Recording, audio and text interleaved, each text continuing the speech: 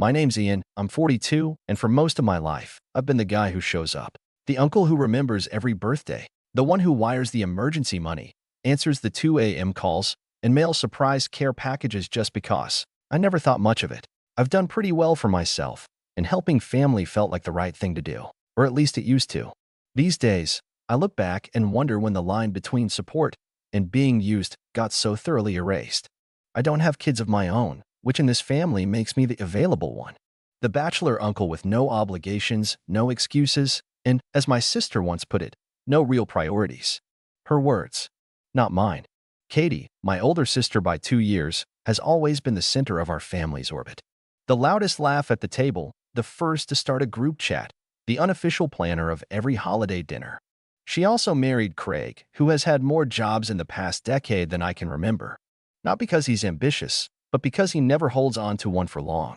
Their son, Daniel, my 14-year-old nephew, used to be this shy, sweet kid who'd draw me pictures when I visited and hug me like he meant it.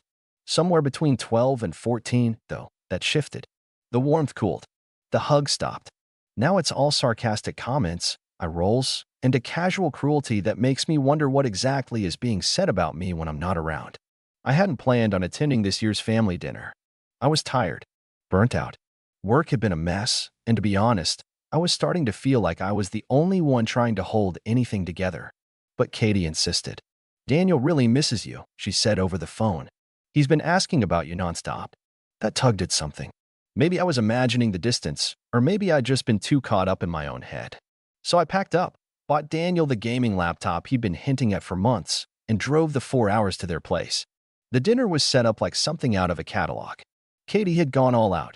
Twinkling lights on the patio, a centerpiece of autumn leaves and cinnamon-scented candles, and way too much food for a family of 6. Her in-laws were there, along with Craig's cousin and her kids, making it loud and crowded. I arrived right on time, laptop gift-wrapped under my arm, and was greeted with the usual chorus of, "Ian, you made it," as if I'd flown in from another planet instead of making a routine drive like I always did. It wasn't until about halfway through the meal, just as Katie was serving dessert and Daniel was unwrapping the gift I'd brought, that it happened. He tore off the paper with an exaggerated yawn, like he was doing me a favor. The table leaned in, waiting to see what was inside. His eyes lit up for a second when he saw the box, high-end, sleek, exactly the model he wanted, but then that light faded into a smirk. He held up the laptop and turned to me. "Thanks, I guess," he said with a shrug. "Mom said you'd get it. She said you're basically just a pathetic wallet who thinks money buys love." A few people laughed. I mean, they actually laughed. His dad, his aunt. Even Katie gave one of those snort giggles that people do when they don't want to look too guilty. No one said, "Hey, that's not okay." No one said anything at all. The sound of that laughter, light, careless, cruel, cut deeper than I expected. I just sat there, blinking. For a second, I actually wondered if I had misheard him. But the smirk on Daniel's face told me I hadn't. I didn't say a word. I didn't make a scene or demand an apology. I just smiled, reached for my glass of water, took a slow sip, and pulled my phone from my pocket. 5 taps. That's all it took. One to cancel the streaming subscriptions I'd been paying for. One to revoke access to the shared family phone plan. One to disable the monthly rent auto payment I'd been covering ever since Craig lost his last job. One to unenroll Daniel from the pricey online tutoring platform I'd been footing the bill for. And the last one, the tuition installment for the private school he just got into. It hadn't gone through yet. Now, it wouldn't. Still, I didn't say a word. Not yet. I finished my water, placed the empty glass down gently, and stood. "Everything okay?" Katie asked, still half laughing, oblivious. "Yeah," I said, picking up my jacket. "I've just got to take care of a few things." "Oh, don't be dramatic," she rolled her eyes. "Daniel's just being a teenager." "That's exactly what I'm doing," I said. "Taking care of things." And I left. Quietly. No slammed doors. No final declarations. Just me, walking out into the cool evening air and letting the door close behind me. I didn't go home right away. I checked into a nearby hotel, sat on the edge of the bed, and stared at the wall for a good hour. I wasn't angry, not exactly. I was just done. Done with the transactional love. Done being treated like a human ATM. Done trying to earn a place in a family that had already assigned me a role and stripped it of all dignity. The next morning, I returned briefly, not to speak, not to argue, but to drop off something I'd been holding on to for a long time.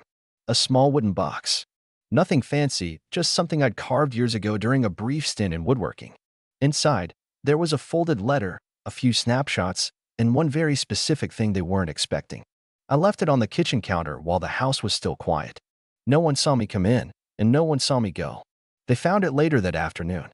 The letter inside the box was handwritten. Not typed, not scrawled in anger.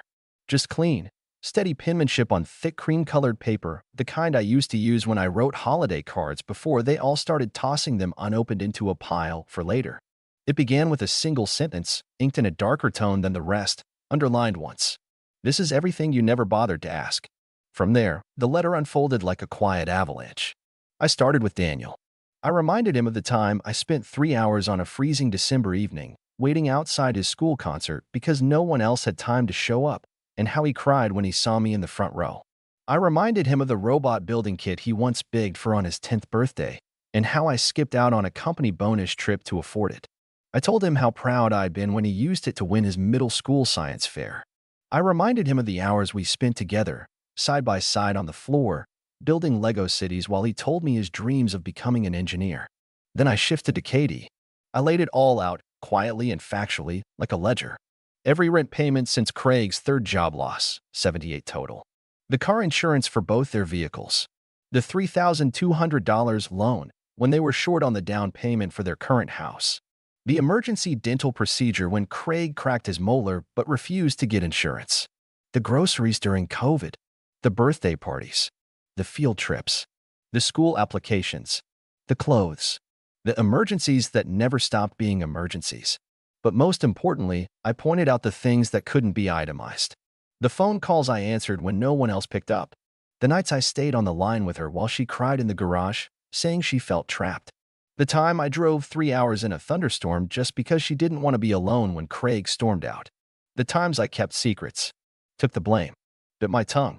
At the bottom of the letter, I added a single postscript. You didn't lose me because of a laptop. You lost me because you turned love into a receipt, and then mocked the one person still paying. The snapshots were of the three of us, me, Katie, and Daniel from years ago. A camping trip. A birthday party at a bowling alley. A random Saturday with ice cream on our faces and sunburns on our cheeks. Back when things weren't perfect, but they were honest. I had kept them in a drawer for years. Now, they were theirs to keep or ignore. And beneath those photos, there was one final thing. A check. Made out to myself. Canceled. Torn cleanly down the middle and taped back together, visible, deliberate. Written across the memo line in capital letters was the word, enough. I heard from my neighbor, who was friends with Katie, that she found the box first. That she read the letter in full while everyone else was still lounging around, complaining about leftovers. That she didn't speak for a long time afterward, just stared at the box in silence like it had sucked all the oxygen from the room. Apparently, she showed Craig first. He scoffed, muttered something about me, always being dramatic, and went back to watching football. But Katie didn't. She kept reading the letter. Again and again. Daniel found it last. He opened it thinking maybe there was another gift inside. When he saw the torn check, he reportedly asked, "Wait, what does this mean?" No one answered him. Later that evening, my phone buzzed. Once. A text from Katie. "I didn't know it was this bad. I'm sorry. Please talk to me." I stared at that message for a long time. The kind of long where the screen dims and locks itself before you realize your thumb hasn't moved. But I didn't reply. I didn't block her. I didn't scream at her. I didn't write back some monologue of hurt or forgiveness. I just sat with it. Because that silence, that space between the click of a sent message and the nothing that follows, that's where they lived for years. And now they could stay there a while. I moved into a quiet rental about 45 minutes from my old place, close enough to work, far enough from family.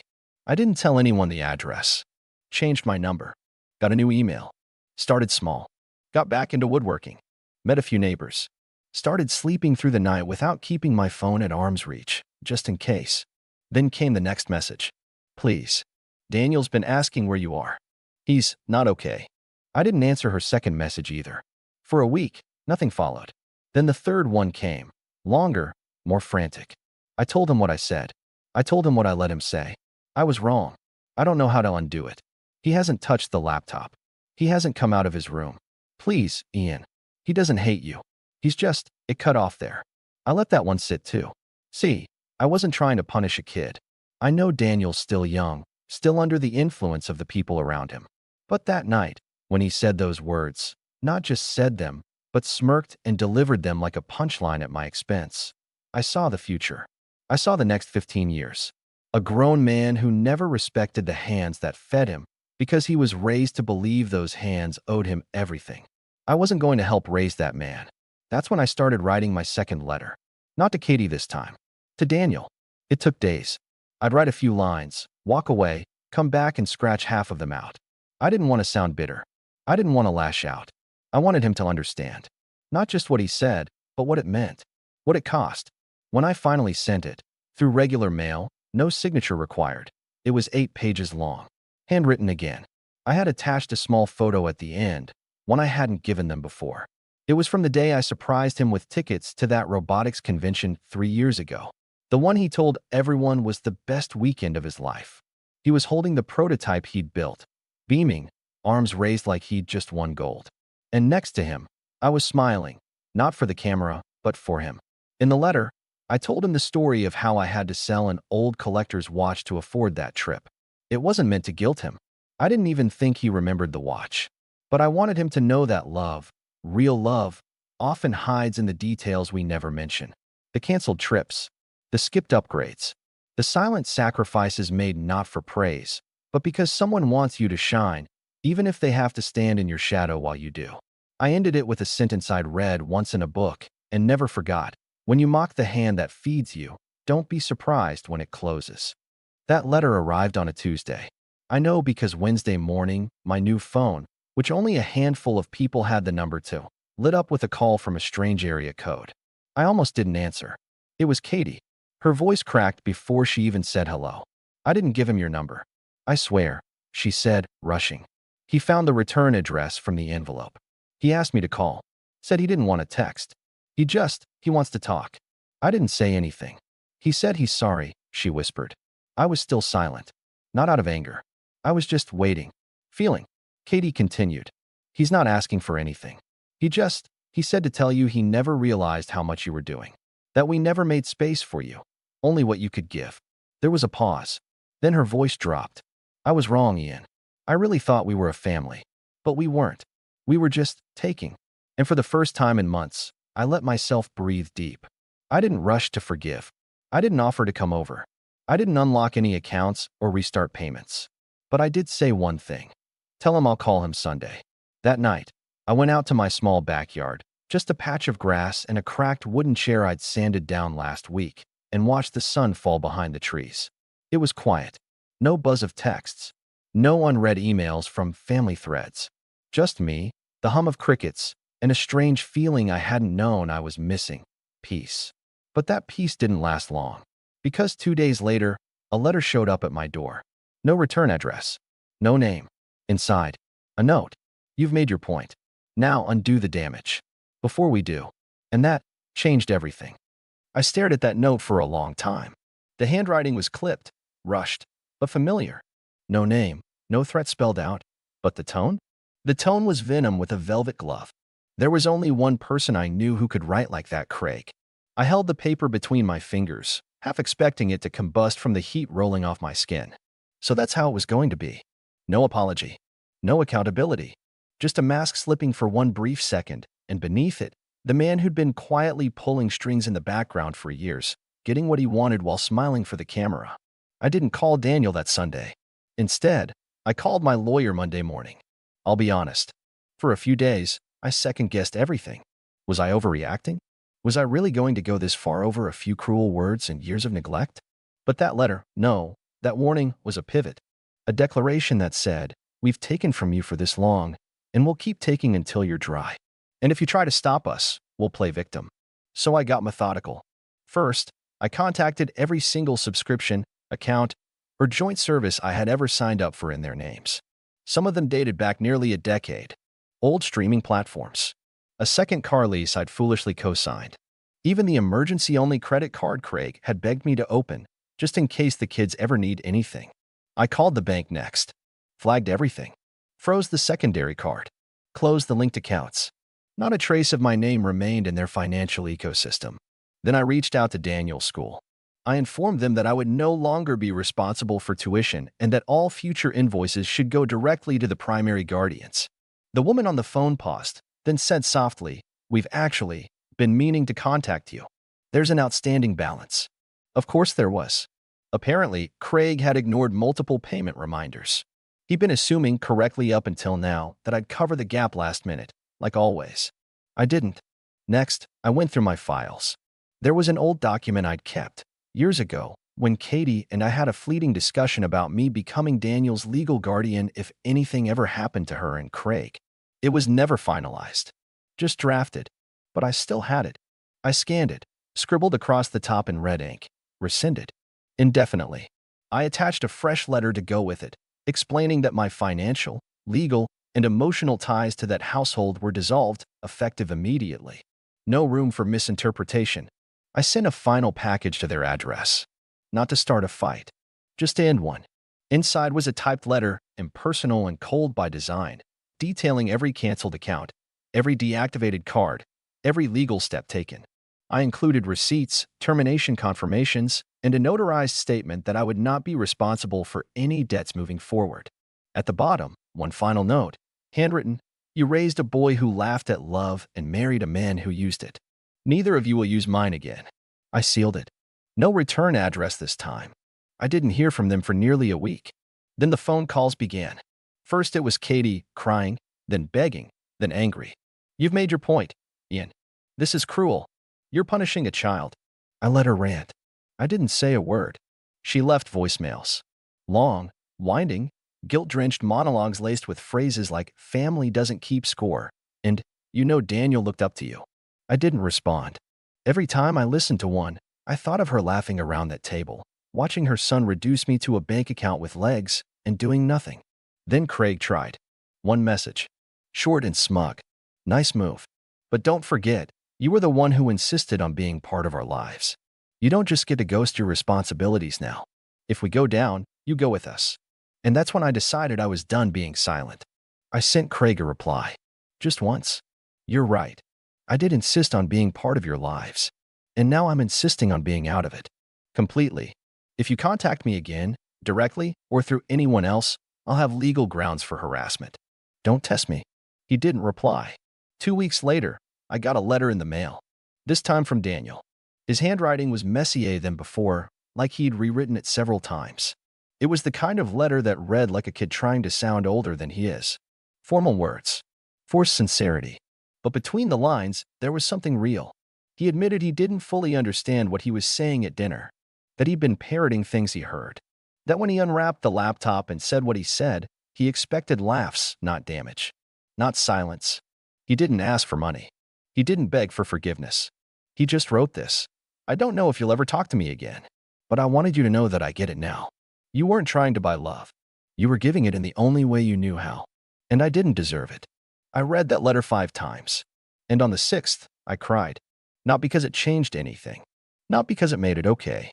But because, for the first time in what felt like years, someone in that family actually saw me. I didn't call him. Not yet. I needed space.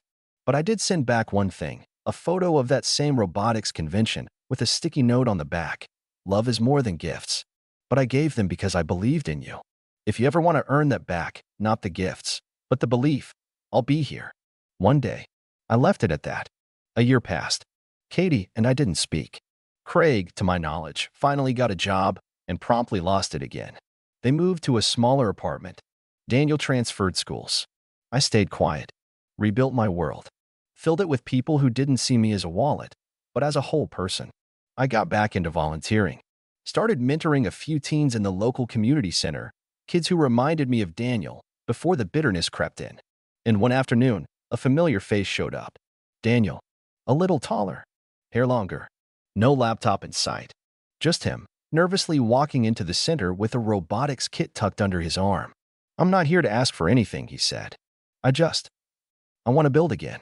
So I pulled out a chair, sat down across from him, and nodded. "Let's start from scratch." And we did. That was the first day I stopped feeling used and started feeling something else entirely. Free.